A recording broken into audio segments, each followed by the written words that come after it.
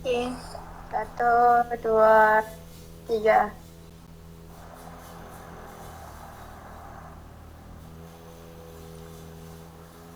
Assalamualaikum dan selamat sejahtera.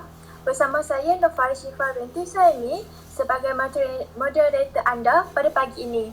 Tajuk forum kita pada hari ini ialah kepelbagaian budaya masyarakat Malaysia dan implikasinya dalam alam persekolahan. Kata orang tak kenal maka tak cinta. Jadi eloklah jika saya perkenalkan dulu panel kita pada hari ini. Panel yang pertama ialah Cikgu Noliana Izzati binti Kamarul Zaman daripada SK Bukit Gelugur. Apa khabar Cikgu? Terima kasih saudari moderator. Alhamdulillah khabar saya baik sahaja. Bagaimana pula saudari? Alhamdulillah saya sihat saja. Okey, moderator panel kita yang kedua ialah Cikgu Tuan Syahidah Atira daripada SJKC Minsen Pulau Pinang. Apa khabar Cikgu? Khabar baik. Moderator apa khabar? Alhamdulillah baik saja. Okey, dan panel kita yang terakhir ialah Putri Alia daripada SJK di Sungai Ara. Apa khabar Cikgu Lia? Saya berada dalam keadaan baik. Terima kasih moderator. Jadi, kita sudah perkenalkan ketiga-tiga panel kita pada pagi ini yang akan bersama dengan kita untuk mengupas isu kepelbagaian budaya masyarakat Malaysia. Jadi, tajuk kita pada pagi ini sangat menarik yang kita akan kupaskan. Sebelum itu, kita perlu tahu apa maksud kepelbagaian budaya.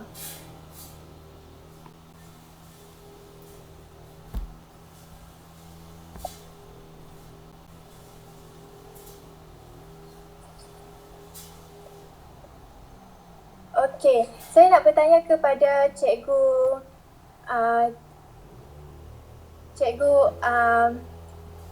Atira. Okey, apakah maksud budaya itu menurut Cikgu? Okey. Sebelum tu saya ingin mengucapkan terima kasih moderator kerana menjemput saya. Hari ini saya akan menerangkan tentang definisi budaya. Apa itu budaya? Budaya ni keseluruhan cara hidup yang merangkumi cara bertindak, berkelakuan dan berfikir serta segala hasil kegiatan dan penciptaan yang berupa kebudayaan atau kerohanian sesuatu masyarakat, tamadun peradaban atau kemajuan. Maksudnya kat sini, pelbagai budaya yang ada di negara kita mempunyai cara yang berbeza dari pelbagai segi. Kiranya budaya ni mempunyai keunikan yang berbeza yang patut semua orang perlu hormati. Itu daripada saya. Okey, terima kasih Cikgu Atira atas penerangan yang begitu jelas. Okey, kita semua tahu dan sudah mengetahui definisi budaya. Okey, seterusnya ciri-ciri budaya. Okey, saya nak mempersilakan Cikgu Atira sekali lagi. Tadi Cikgu sudah terangkan kepada kita definisi budaya. Sekarang ni, apakah ciri-ciri budaya yang kita perlu tahu? Okey, silakan.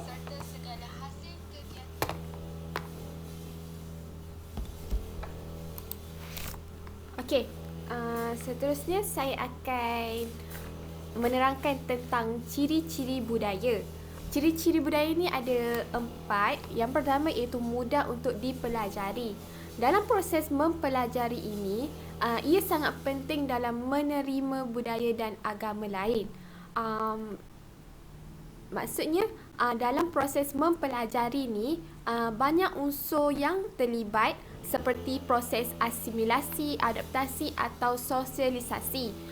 Budaya ni juga ia tidak lahir secara langsung ataupun dari awal kelahiran, tetapi budaya ni ia perlu dipelajari untuk semua orang. Sebagai contoh, kanak-kanak ni dia belajar cara untuk berkomunikasi ataupun menghormati agama atau budaya lain. Kalau kita ajar kanak-kanak ni dari awal, mereka ni boleh tahu cara untuk menghormati dan boleh berkomunikasi walaupun berlainan budaya. Seterusnya ialah yang kedua ialah boleh diwarisi. Budaya itu diwarisi dari satu generasi ke satu generasi berikutnya. Maksudnya contohlah, contoh saya budaya Melayu. Kalau suatu hari nanti saya berkahwin, anak saya pun akan mewarisi budaya tersebut kerana budaya Melayu. Jadi budaya-budaya ni sama ada Melayu, Cina maupun India yang diamalkan hari ini merupakan lanjutan daripada budaya yang terdahulu, kiranya mak ataupun nenek kita. Contoh lain lah yang dapat diwarisi ialah melalui adat perkahwinan yang diwarisi daripada nenek moyang dulu, masih dikekalkan, seperti malam berinai, khatam Al-Quran dan adat dalam bersanding. Serta adat tersebut masih diamalkan walaupun terdapat perbezaan dari pelaksanaannya akibat daripada peredaran zaman. Seterusnya ialah yang ketiga ialah sentiasa berubah. Budaya sentiasa berubah dan tidak ada budaya yang wujud dari dulu hingga sekarang tidak mengalami perubahan. Maksudnya perubahan ini dikaji daripada perubahan bentuk, ciri dan proses yang berlaku. Contoh, dari zaman dulu, atap yang digunakan daripada rumbia digantikan dengan atap genting. Kalau nak tahu, atap rumbia ni ia diperbuat daripada lalang ataupun nipah. Dalam sejarah tamadun manusia ni juga, perubahan budaya bukan kebedaan dapat dilihat dengan jelas seperti perubahan sistem ekonomi sara diri kepada ekonomi kapitalis. Namun, perubahan budaya kebedaan ni lebih cepat berubah. Perubahan ini disebabkan oleh beberapa faktor, iaitu daripada penambahan bilangan anggota masyarakat, pertumbuhan budaya dan berlakunya konflik. Yang keempat iaitu boleh dikongsi. Budaya itu dikongsi oleh manusia yang menjadi anggota masyarakat.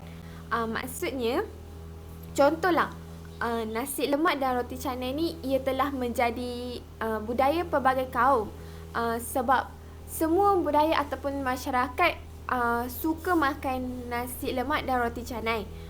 Selain itu, bahasa Melayu ni juga adalah bahasa yang digunakan dalam pertuturan kehidupan seharian. Selain itu, ada juga perkara yang tidak boleh dikongsi. Contoh perlakuan yang tidak dikongsi ni oleh sekumpulan manusia tidak termasuk dalam budaya, seperti perlakuan mencuri, walaupun ia wujud dalam semua masyarakat. Maksudnya, kita jangan judge semua budaya tu sama je.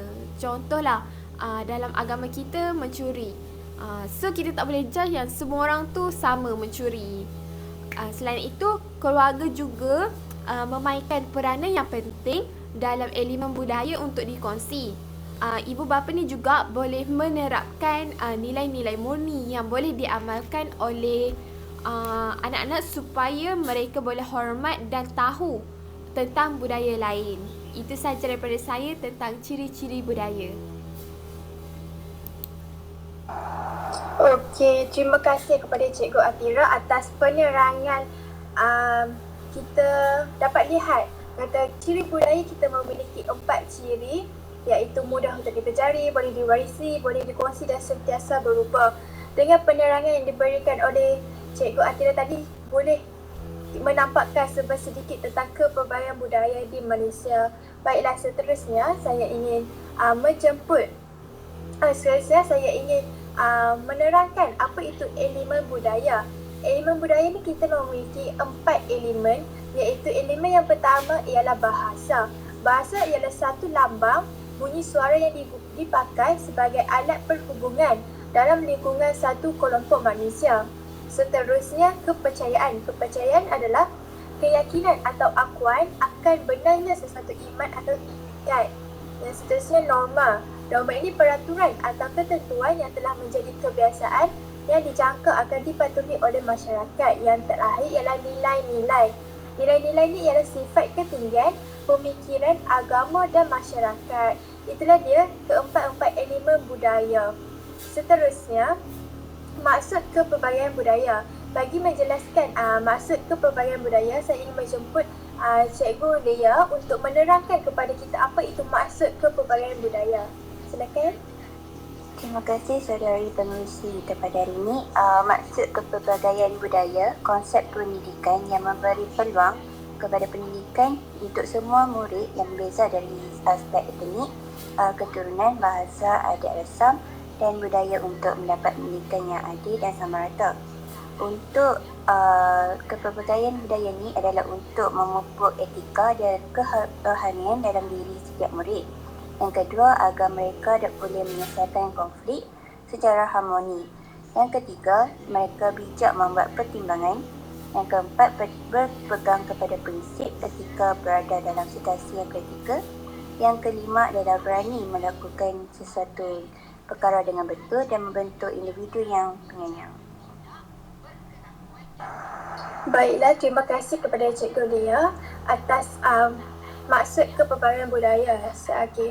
Tadi kita sudah mengetahui apa itu maksud kepelbagaian budaya. Sekarang ni kita akan mengupas sedikit tentang aspek kepelbagaian budaya. Seperti yang kita lihat, kita mempunyai 5 aspek kepelbagaian budaya. Sekali lagi saya menjemput Cikgu Lea untuk menerangkan kepada para penonton apa itu aspek kepelbagaian budaya yang kita ada. Di sini kita dapat lihat ada 5 aspek kepelbagaian budaya, iaitu yang pertama budaya dominan, yang kedua sub budaya, yang ketiga budaya menentang, yang keempat adalah kejutan budaya dan kelima adalah etnosentrik.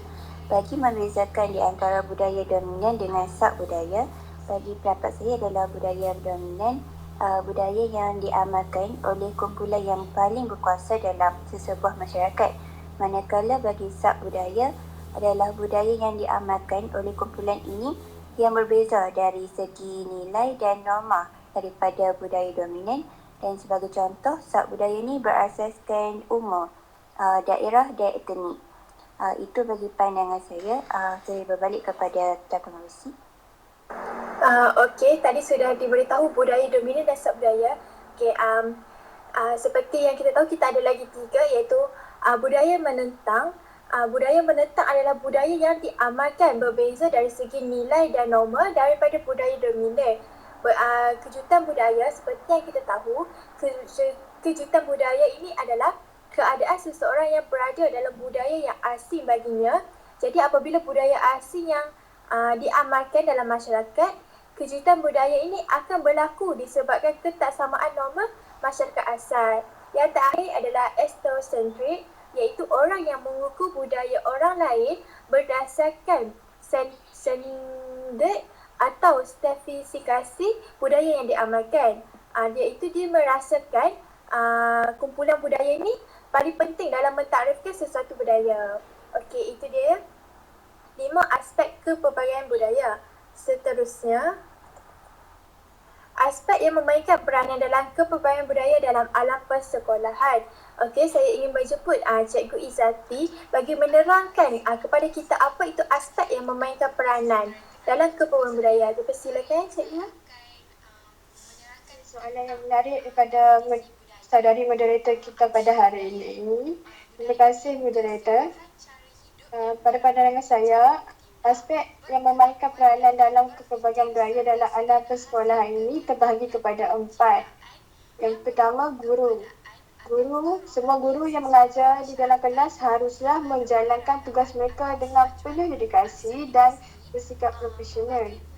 Guru juga tidak harus membezakan bangsa murid dan tidak mengelompokkan murid mereka mengikut kaum tertentu saja, sama ada kaum Cina, India maupun Melayu.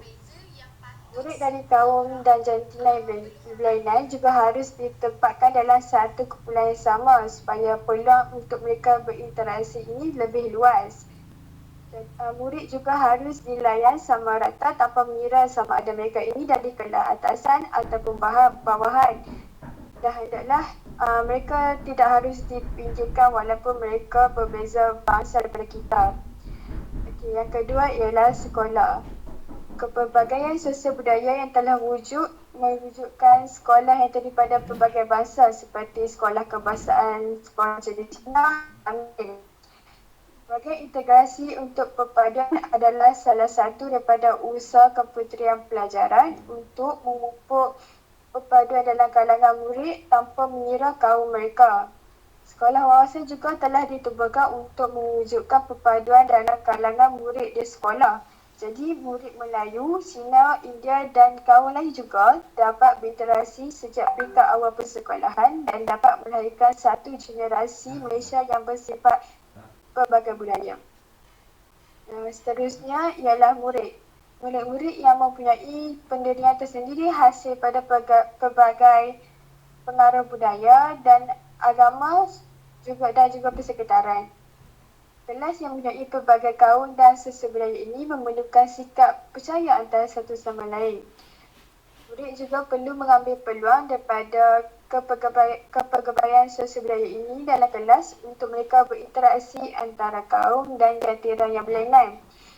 Murid-murid juga perlu dibersihkan minda dan memastikan kefahaman mereka terhadap rakan sebaya yang berlainan agama, budaya dan syaitanina agar tidak ada jurang pembezaan antara mereka bagi memudahkan proses pembelajaran guru. Yang terakhir ialah kurikulum tersirat.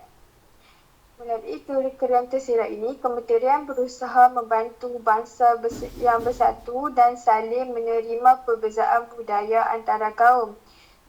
Kurikulum tersirat ini boleh dilaksanakan melalui aktiviti kurikulum seperti aktiviti persatuan, kegiatan panitia dan aktiviti unit kurikulum. Okay, terima kasih. Sekian saja daripada saya. Saya serahkan semula kepada saudari moderator. Okey, terima kasih Cikgu Izzati. Sekarang ni daripada apa yang Cikgu Izzati terangkan, kita dapat melihat lebih dalam iaitu peranan guru, murid sekolah dan kurikulum tersirat ni dalam mempelbagaikan budaya dekat alam persekolahan. Okey, seterusnya bagi menjelaskan implikasi kepelbagaian budaya, saya ingin menjemput sekali lagi Cikgu Izzati bagi menerangkan apakah implikasi kepelbagaian budaya supaya para penonton kita tahu. Silakan. Terima kasih saudari moderator.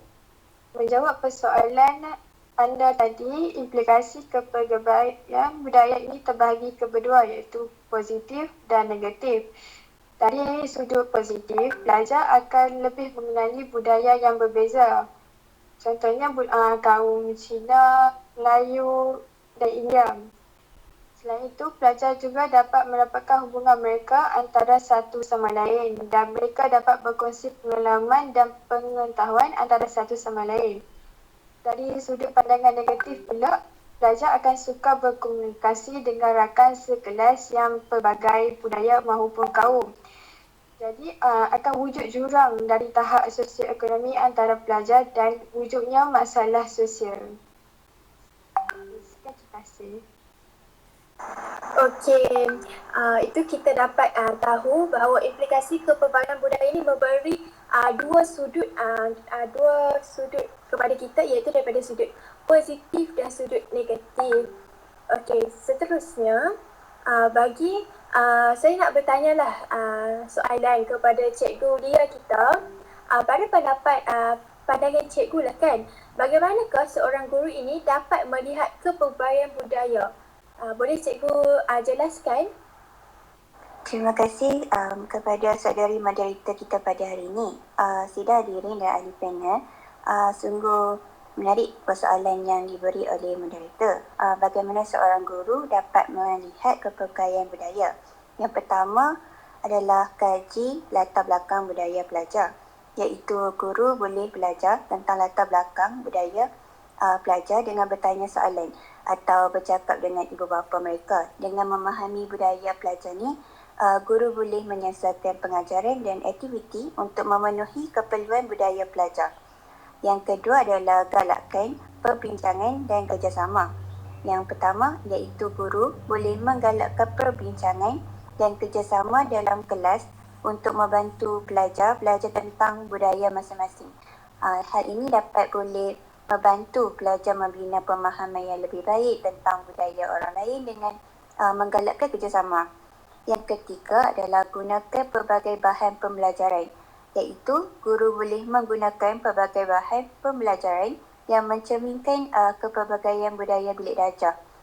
Ini dapat membantu pelajar berasa dihargai dan menggalakkan mereka belajar tentang budaya orang lain. Saya balik kepada moderator kita bagi menjawab persoalan ini.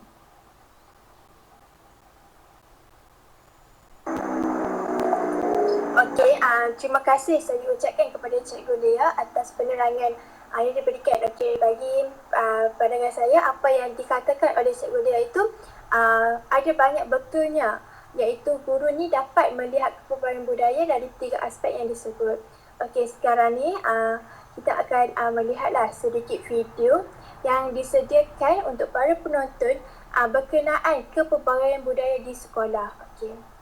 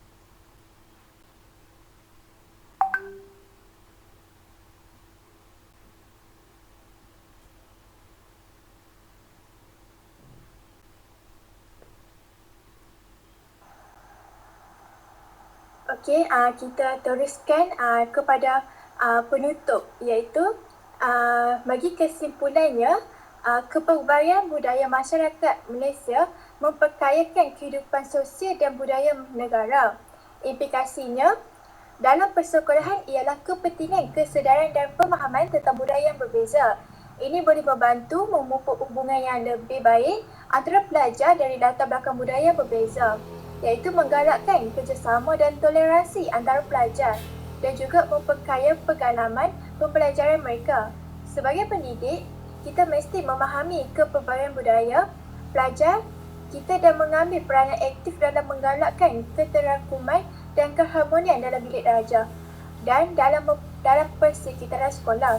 Dalam hal ini, kita perlu mengambil kira budaya pelajar dan menyediakan pengajaran yang pelbagai yang memenuhi keperluan pelajar dari latar belakang budaya dan yang berbeza. Okey. Itulah dia kesimpulan daripada forum kita pada pagi ini, iaitu kepelbagaian budaya di Malaysia dan implikasinya dalam alam persekolahan. Okey, sebelum kita bersurat, saya ingin mengucapkan ribuan terima kasih kepada Cikgu Izzati, Cikgu Atirah dan Cikgu Lia atas sudi meluangkan masa bersama-sama kita pada pagi ini. Okey.